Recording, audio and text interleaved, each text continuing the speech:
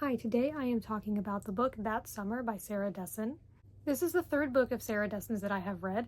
Previously, I have read her book Just Listen, which I loved, and it's been one of my favorite books of the year. I've also read her novel The Truth About Forever, which I enjoyed and thought it was pretty good, but I wouldn't say I absolutely loved it. I gave The Truth About Forever 4 stars, but I still thought it was pretty good. And so far, I've really enjoyed her writing, and I wanted to read more of her books. I plan on reading most of them. So I decided to read That Summer because it is a shorter book. It's only about 200 pages. I read an ebook of it and it was, I think, just under 200 pages. So it's not very long. And it is also her first book. It was published in, I believe, 1996. So I thought that would be interesting, especially because the other books of hers I've read were from a little later than that. And I wanted to see what her first book was like, if it was really good or if it was just sort of not very good, and I could see how she's gotten better since then. So this is a contemporary young adult novel. It is not a romance. Some of the covers kind of suggest that, but no, this is not a romance. There's not even a romantic subplot. This book is about a girl named Haven. She is 15. She lives with her mother and sister. Her sister is about 5 years older than her, and we'll get back to her. She's pretty important to this book. Now Haven and her sister's name is Ashley, their parents are divorced and their dad is getting remarried, and that's where the book starts. This book takes place over a summer. And a lot of things are going on in Haven's life, besides just her dad getting remarried. Her sister is also getting married, and that is happening sometime later on in the book. And there is a lot of drama to do with that and the wedding, and her sister Ashley has been not getting along very well with Haven and with her mother, so there's a lot of drama to do with that. And I think besides the relationship between Haven and Ashley, the main point of this book, like the main plot, the main focus, at least what I found most interesting and what seems to be what this book is about, is one of Ashley's ex-boyfriends comes back into town, and his name is Sumner, and Haven really liked Sumner. The book is called That Summer because it's talking about a summer in the past, not the summer that this book takes place in. But because it's summer and there are all these changes going on in Haven's life, some of which are very complicated and difficult for her and some of which she doesn't like, she thinks back a lot to that summer with Sumner when he and Ashley were together. She really liked him. Ashley had a lot of boyfriends. She's settling down now, but she had so many in the past. But Sumner really stood out to Haven, and a lot of other people like him too. And Haven just really liked him, and they had a great time with him, and there's a particular summer she remembers where they had this vacation together as a family, and Haven got along really well with Sumner as well. And she really misses that time. She looks back at that time, and she feels that that time was just perfect, and she wishes it could be back to that when her parents were still together and in love, and she liked Sumner better than Ashley's fiance. I mean, he's not like bad, but Haven just doesn't really see the big deal. She finds him kind of boring, so she doesn't know why Ashley and Sumner broke up in the first place. You do learn more about what happened between them later on in the book, but yeah, at the beginning you don't really know what happened, and Haven doesn't understand because Sumner was so likable, but Ashley dumped him and she doesn't know what happened there. So that was one of the things I was invested in with this book, is learning what happened between them. So yeah, there are quite a few things going on in Haven's life. The biggest ones are her sister's upcoming wedding, and then the focus of Sumner coming back into town and her interacting with him. She's also quite tall for her age, and she has some body image insecurities. She works at a shoe store in the mall. I liked the mall setting. I enjoyed that.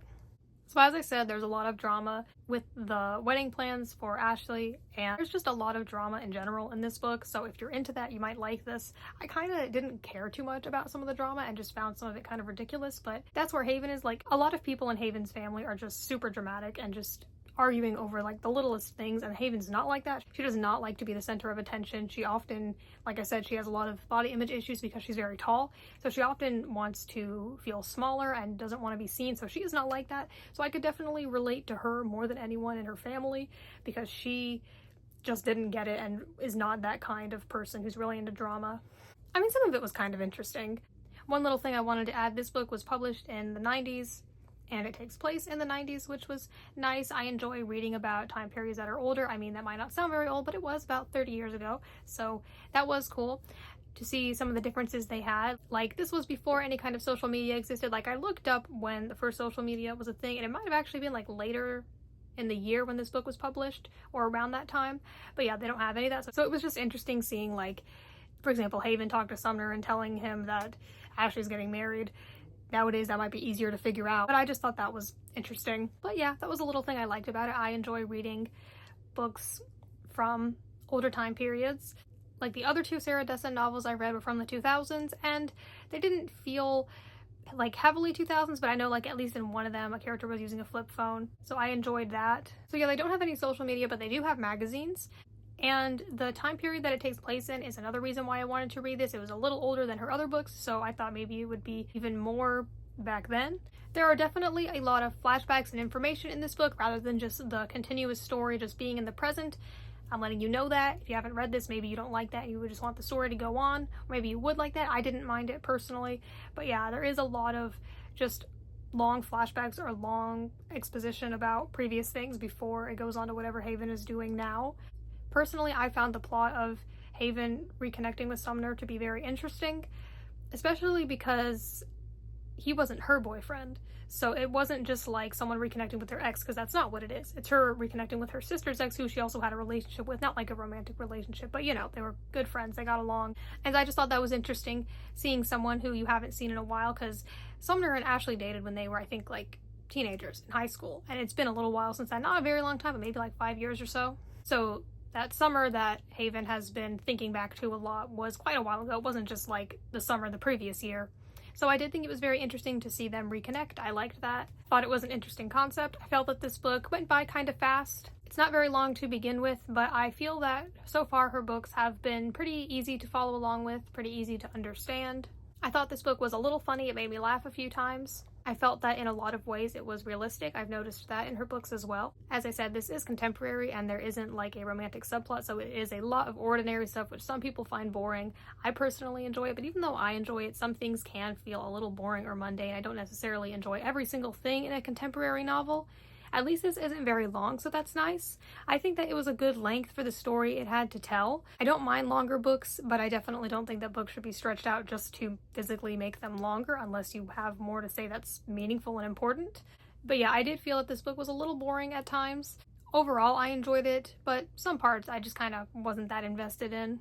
Definitely picks up more near the end as some things happen in Haven's life and she just reaches her breaking point and you find out more about Sumner. I enjoyed Sumner, although after finishing the book, I'm not quite sure how I feel about him. I'm trying to make this a spoiler-free review, so I'm not going to go into detail. If you want to discuss it with me in the comments, we absolutely can. Just like mark your comment where you have to click see more or read more, whatever it is, and then put it in there, or just say that your comment's going to contain spoilers, so we can absolutely talk about spoilers on a video, even if the video is a spoiler-free review. Yeah, after finishing the book, I wasn't quite sure how I felt about him, and I did feel that some things kind of just ended abruptly or weren't fully resolved.